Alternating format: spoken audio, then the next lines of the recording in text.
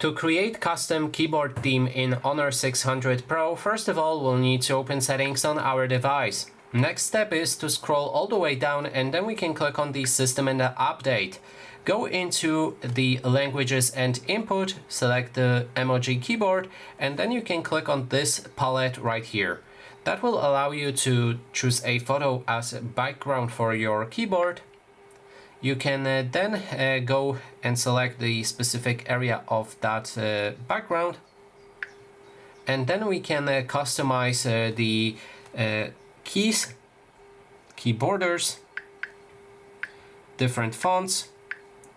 You can also change the swipes if you're using the gestures writing, and you can also add different effects by typing and add different sounds for your keyboard if you click on the keys.